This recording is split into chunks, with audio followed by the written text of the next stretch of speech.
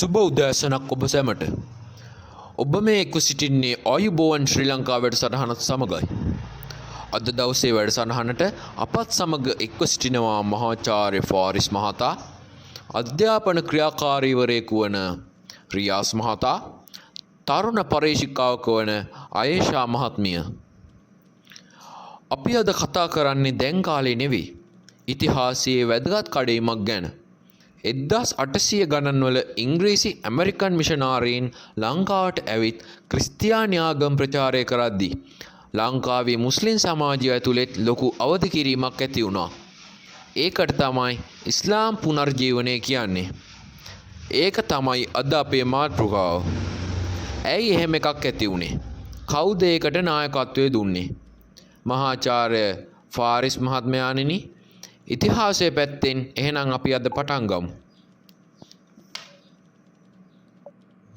ස්තුතියි අමිල. 1796 ඉංග්‍රීසි පාලනයෙන් පස්සේ ලංකාවට ආපු ලන්ඩන් මිෂනාරි, එතකොට බැප්ටිස්ට් මිෂනාරි, වෙස්ලියන් මිෂනාරි වගේ කණ්ඩායම් මුද්‍රණාල, ඉස්කෝල, ඉස්පිරිතාල හරහා ආගම ප්‍රචාරය කළා. සිංහල බෞද්ධ සමාජය වගේම මුස්ලිම් සමාජයේත් කලබලයක් ඇති වුණා. මුස්ලිම් අය බහුතරය වෙළඳාම් කළාට ආගමික අධ්‍යාපනය තිබ්බේ මද්‍රසාවල විතරයි.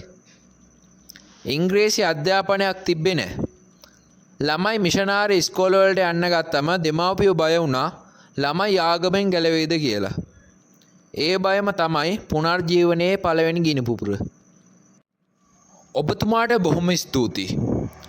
අපි මේ ළඟට රියාස් මහතාගෙන් අදහසක් දැනගනිමු. මරදාන පැත්තේ ඉස්කෝලයක් දාලා තියෙනවා මිෂනාරිලා. ඒකේ බයිබල් උගන්වනවා. මුස්ලිම් ළමයිනොත් ඒකට ගිහිල්ලා තියෙනවා. මේක දැකලා තමයි 1892 දී MC සිද්ධි ලෙබ්බෙතුමා හා අරෝසි මරික්කාර්තුමා වගේ අය එකතු වෙලා සාහිල් පාසල පටන් ගත්තේ. ඒක තමයි සහිරා විද්‍යාලය උනේ. ඉංග්‍රීසි උගන්වනවා, ගණිතය, විද්‍යාව උගන්වනවා. ඒත් එක්කම කුරාන් දීනියාත් උගන්වනවා. ආගමයි ලෝකයයි දෙකම කියන සංකල්පය එතනින් පටන් ගත්තා. රියාස් මහතාටත් බොහොම ස්තුතියි. අපි මීළඟට අයේෂා මහත්මියගෙන් කරුණු ටිකක් විමසා බලමු. මුස්ලිම් පුනර්ජීවනයේට අධ්‍යාපනය විතරද විශාල සේවයක් ඉටු කළේ? අධ්‍යාපනය විතරක් නෙවෙයි, මුද්‍රණ මාධ්‍යත් ලොකු වැඩක් කළා. මිෂනාරීන් ද සිලෝන් ෆ්‍රෙන්ඩ් වගේ පත්තර ගහද්දී මුස්ලිම් නායකයෝ තේරුම් ගත්තා අපිටත් අපේ කටහඬ ඕන කියලා. 1869 දී සිද්ධි ලිප්පිතුමා මුස්ලිම් නේසන් පත්තරේ පටන් ගත්තා. පස්සේ අල් මුස්ලිම්, ඥානදීපේ වගේ පත්තර ආවා. මේ වගෙන් පළ කළේ පහර දීම නෙවෙයි, ඉස්ලාම් දහම පැහැදිලි කරන එක. මිෂනාරීන්ගේ චෝදනාවලට උත්තර දෙන එක, සමාජ ප්‍රශ්න කතා කරන එක, ඩිබේට් සංස්කෘතියක් හැදුණා. ස්තුතියි අයේෂා මහත්මිය. ඉතින් මේක නිකං ආරක්ෂක සටනක් විතරද? නැත්තං ඇතුලාන්තේම වෙනසක් වුණාද මහාචාර්යතුමා? හොඳ ප්‍රශ්නයක්. ආරක්ෂක සටනක් විදිහට පටන් ගත්තට ඒකෙන් ඇතුලාන්ත ප්‍රතිසංස්කරණයක් වුණා. MT අක්බර්තුමා, TB ජයාතුමා වගේ අය කතා කළා නිකරුණේ වියදම් කරන මංගල උත්සව, මිලාද් වලට වෙන අන්තවාදී වියදම් ගැන. සල්ලි තියනවා නම් පාසල් හදන්න, ළමයින්ට උගන්වන්න කියන මතය ආවා. අහමඩ් උරාබි පාෂා 1882 ලංකාවට පිටුහල් කරලා එව්වම එයාගේ ඊජිප්තු පුනර්ජීවන අදහසුත් මෙහෙට ආවා. ඒ කියන්නේ අලුත් ඉජ්තිහාද් කාලයට ගැලපෙන විදිහට ආගම තේරුම් ගන්න එක. මම දකින ලොකුම වෙනස සමාජ සංවිධාන. 1890 කොළඹ මුස්ලිම් සංගමය පස්සේ සමස්ත ලංකා මුස්ලිම් ලීගය හැදුණා. මීට කලින් ගමේ පල්ලිය ගමේ මිනිස්සු විතරයි. දැන් ලංකාවේ මුස්ලිම් කියන ජාතික අනන්‍යතාවක් හැදුණා.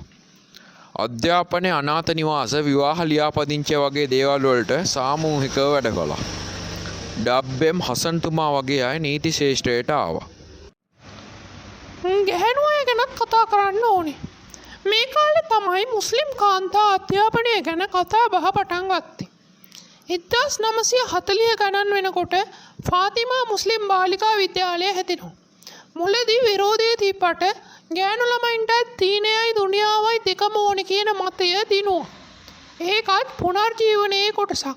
මොකද මිෂනාරි බාලිකා පාසල් වලට යන මුස්ලිම් කෙල්ලෝ හිටියා. ඉතින් මේ පුනර්ජීවනය සාර්ථකයි කියලා අපිට කියන්න පුළුවන්ද මහාචාර්යතුමා? සාර්ථකයි කියන එක සාපේක්ෂයි. එක මුස්ලිම් අනන්‍යතාවය නැති වෙන්න නොදී බේරගත්තා. දෙක ඉංග්‍රීසි අධ්‍යාපනය ලැබූ වෘත්තිකයන් පිරිසක් බිහි කළා. දොස්තරලා, නීතිඥ, ගුරුවරු. ඒ අය තමයි 1948 නිදහසෙන් පස්සේ රටේ නායකත්වයට ආවේ.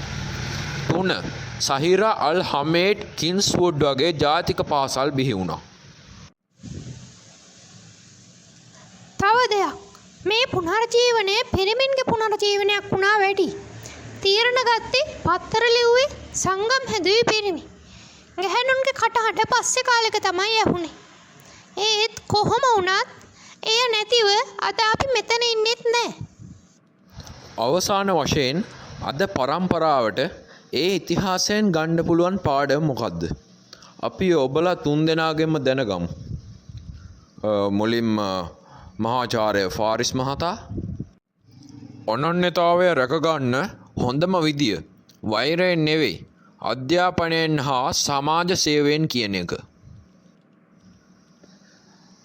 රියාස් මහත්මයාණනි, අපි ඔබතුමාගෙනුත් එහෙනම් කරුණක් දැනගමු.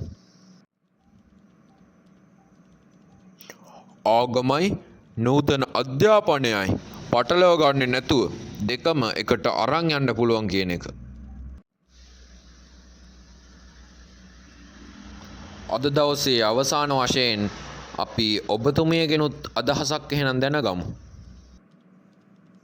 අභියෝගයක් ආවහම හැංගෙන්නේ නැතුව දැනුමෙන් උත්තර දෙන්න ඕන කියන එක තමයි මගේ අදහස. ගොඩක් ස්තුතියි 3 දෙනාටම.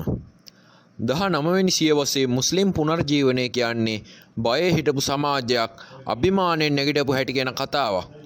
ඒකෙන් අපිට අදටත් ගන්න දේවල් ගොඩක් තියෙනවා. එහෙනම් මෙතනින් අපි වැඩසටහන අවසానයි. ඔබ සැමට සුබ දවසක්.